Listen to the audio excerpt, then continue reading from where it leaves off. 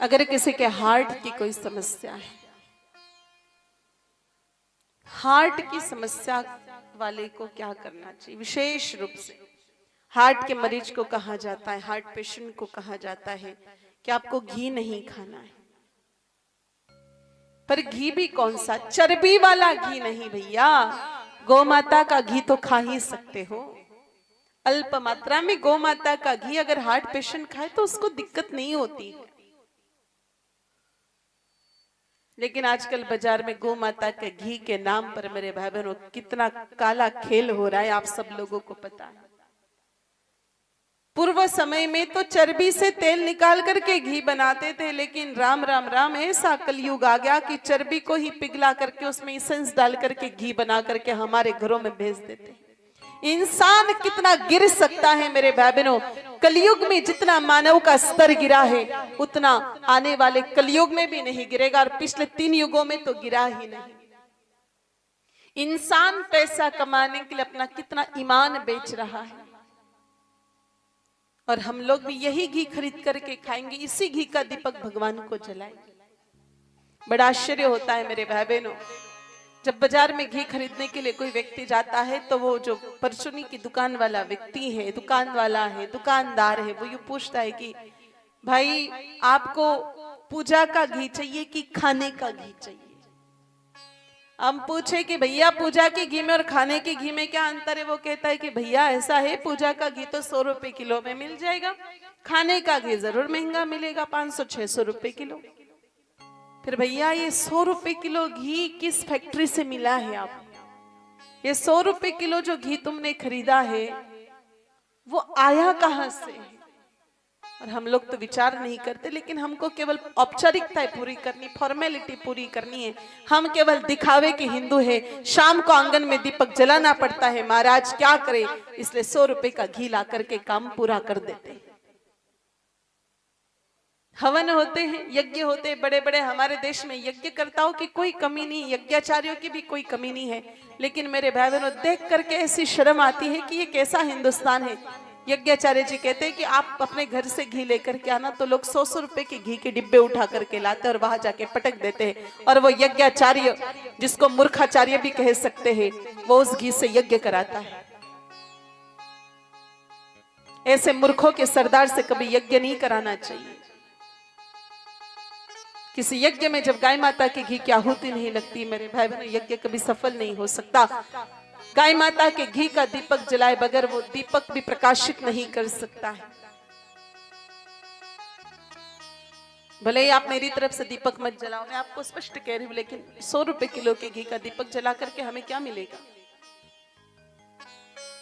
तो गाय माता का घी कैसा होता है, कैसे निकलता है? अभी भी थोड़ी देर पहले हमने प्रक्रिया बताई।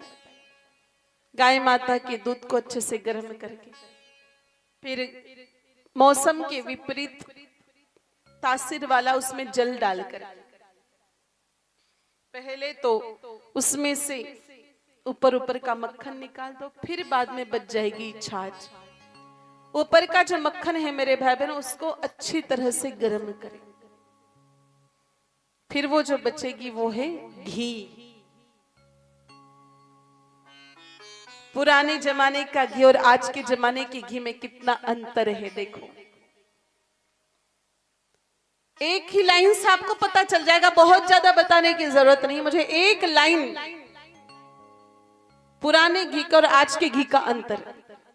पुराने जमाने में कोई दादाजी 90-100 साल के हो जाते और आंगन से निकलते तो आंगन से निकलते हुए 100 साल के दादाजी को देख करके लोग बोलते थे, अरे दादा कड़क है, कड़क दादो घी घणो खायो है, बोलते थे कि नहीं?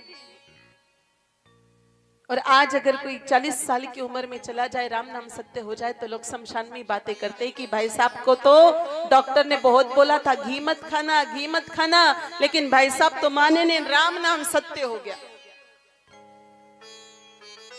पुराने जमाने में कोई लंबे साल तक जीता था तो उसका कारण घी होता था, और अगर आज कोई अकाल मृत्यु मर रहा है समय से पहले तो उसका कारण भी घी कहा जा रहा है। पूर्व समय में घी जीवन दाता होता था मेरे भाई बहनों, आज प्राण लेता हुआ घी दिखाई दे रहा है। इसलिए शुद्ध भारतीय वेद लक्षणा गाय माता के घी का सेवन करो।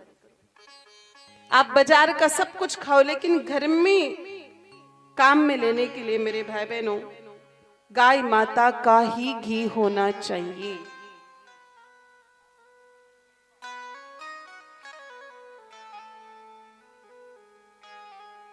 अब थोड़ा आगे बढ़े।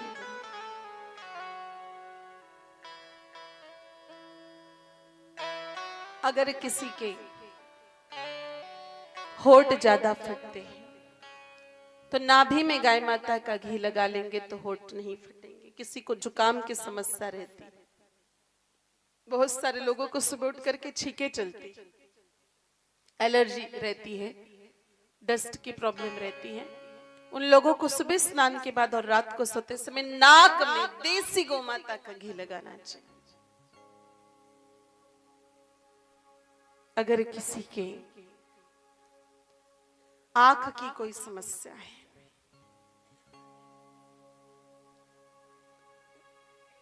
आंखों में जलन रहती है, आंखों से पानी आता है, आधा बूंद गौ माता का घी और 1 बूंद शहद, दोनों को अच्छी तरह से मिला के याद रखें। और घी और शहद की मात्रा विषम रखें। घी और शहद की मात्रा एक जैसी नहीं होनी चाहिए। दोनों को अच्छी तरह से मिला करके रात्रि को आंख में काजल की तरह लगाए और सुबह गौमूत्र से आंख धो ले। ऐसा करने से आंखों की रोशनी बढ़ जाती है। अगर किसी के सिर में बहुत ज्यादा दर्द रहता हो तो 4 काली मिर्च, 5 तुलसी जी के पत्ते और आधा कप गौमूत्र अच्छी तरह से उबाल करके उसका आधा कप काढ़ा ले ले। ऐसा करने से सिर दर्द की समस्या भी खत्म हो जाती है।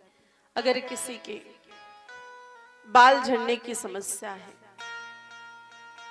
बालों की बहुत समस्या हो गई है वर्तमान समय में, पानी है और बहुत सारी चीजें हैं जो क्योंकि हम लोग शुद्ध भोजन नहीं कर पा रहे, मिलावटी खाना है और दुनिया भर की बीमारियां हैं, तो 2-4 दिन पुरानी खट्टी छाछ लेकर के उसमें थोड़ी मुल्तानी मिट्टी मिला करके उससे बाल धोए, बाल बिल्कुल निरोगी होंगे। गाय माता की गव्य बड़े ही कमाल के हैं, बड़े गजब के हैं। आप छाछ से बाल धोइए, आपको आपके बालों को सिल्की बनाना हो, मुलायम बनाना हो, नरम बनाना हो तो मेरे भाई बहनों एक बार गाय माता के थोड़ा सा घी लेकर के बालों पर लगा लीजिए। 2-1 बार आपको बाल धोने पड़ेंगे, थोड़ी सी हल्की सी स्मेल आएगी, लेकिन बाद में बाल बहुत सिल्की हो जाएंगे, एकदम नरम हो जाएंगे। आपको दुनिया की कोई भी ब्यूटी पार्लर का ट्रीटमेंट लेने की आवश्यकता नहीं पड़ेगी। अगर आपके चेहरे पर बहुत ज्यादा फुंसियां हैं, हालांकि मुझे पता है मैं अगली बात जो बोलूंगी वो सुनकर के आप लोगों को थोड़ा धक्का तो लगेगा, लेकिन जिनके चेहरे पर खूब फुंसियां होती है, जिनका चेहरा बिल्कुल फूले हुए पापड़ की तरह है, उन लोगों को छोटी बछड़ी का, केरडी का गोबर लेकर के उसमें थोड़ा पानी मिला करके चेहरे पर छोटा थोड़ा थोड़ा लेप लगाना चाहिए फेस पैक की तरह, और फिर उसको धो दे। देखो 20-25 दिन करो, आपको जिंदगी में कभी चेहरे पर फुंसी नहीं होगी। ऐसा सुगला सा चेहरा लेकर के घूमते हो ना, वैसा नहीं घूमना पड़ेगा। तालियां बजा रही हो आप सभी माताएं, ऐसा लग रहा है कल जाकर के सब गोबर लगाएगी अपने चेहरे पर। तालियां तो ऐसी बज रही हैं। हाँ, गोबर स्नान है। मेरे भाई बहनों, आप लोगों को सुनकर के बहुत आश्चर्य लग रहा होगा, लेकिन हमारे यहाँ पर जो षोडश स्नान का विधान है उसमें गोबर से भी स्नान किया जाता है। यज्ञ में बैठने से पहले जो स्नान होता है उसमें गोबर भी हमारे शरीर पर लगना अनिवार्य होता है। गोबर तो बहुत पवित्र है, इसमें हंसने की या मजाक बनाने की तो कोई बात ही नहीं है। देखो, अगर शरीर को अपवित्र से अपवित्र वस्तु भी छू जाए, हम शमशान भी जाकर के आ जाए, मान लीजिए स्नान करने का टाइम नहीं हो, तो अगर हम गोबर को भी स्पर्श कर ले तो हमें स्नान करने की जरूरत नहीं पड़ती है। किसी गंदी वस्तु को स्पर्श कर ले, कभी कभी होता है रास्ते पर चलते चलते कोई चीज ऐसी स्पर्श हो जाती है तो लगता है अब स्नान कर लेना चाहिए, गोबर को स्पर्श कर लो, स्नान करने की जरूरत नहीं पड़ेगी। गौ माता तो इतनी पवित्र है मेरे भाई बहनों, जो कभी भी अपवित्र नहीं होती। यहां तक कि गाय माता का जो मृतदेह होता है उसको भी आप स्पर्श कर लेते हो तो आपको स्नान करने की जरूरत नहीं पड़ती।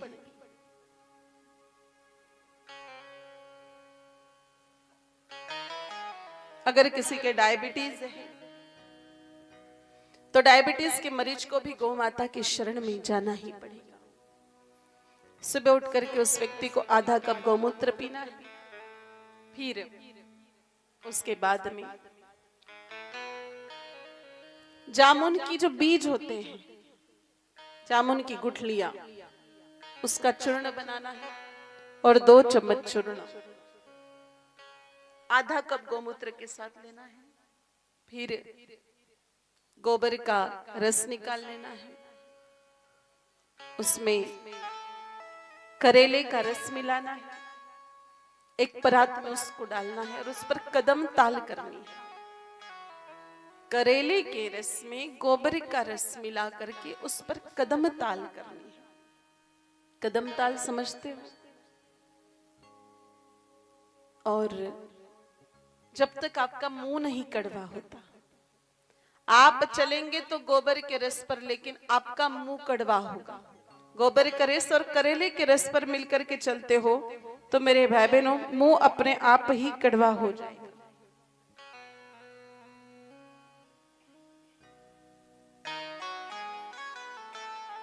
आप केवल करेले के रस पर चले, आपका मुंह कड़वा नहीं, लेकिन गोबर के रस को मिक्स करके चलते हैं तो मुंह कड़वा हो जाएगा।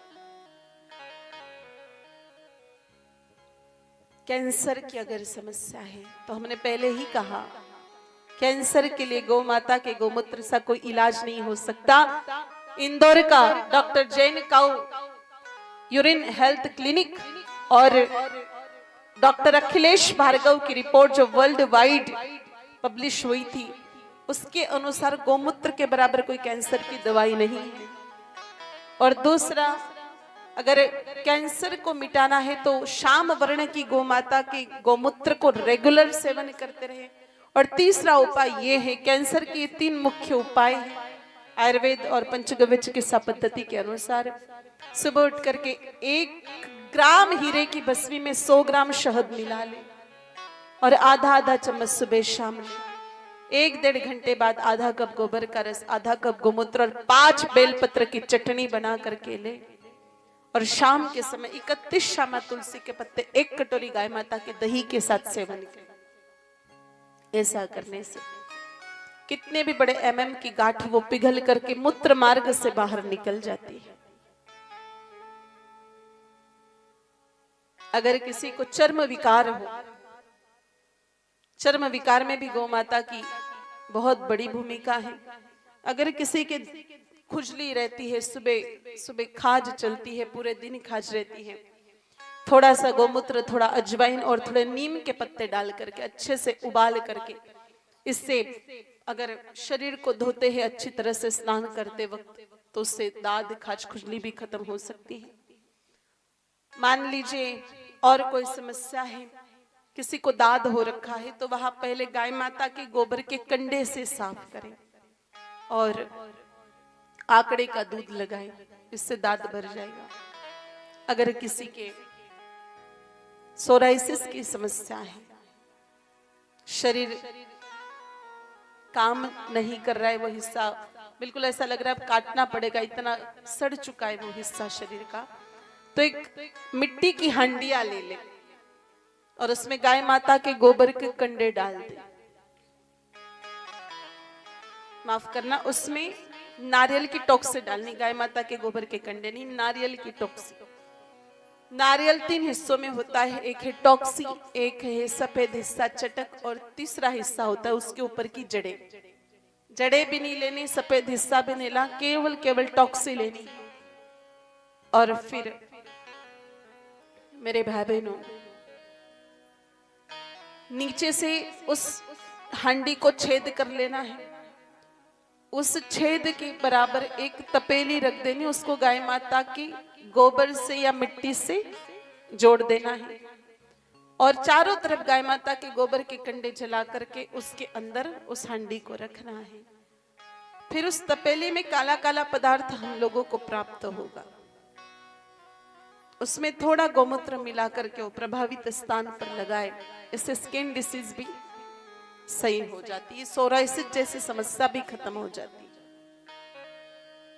और इसीलिए कहा है जिसके घर पर देसी गाय और जो गाय माता जी की महिमा जान जाए वो डॉक्टर और वैद्य घर भला आखिर क्या लेने के लिए जाए।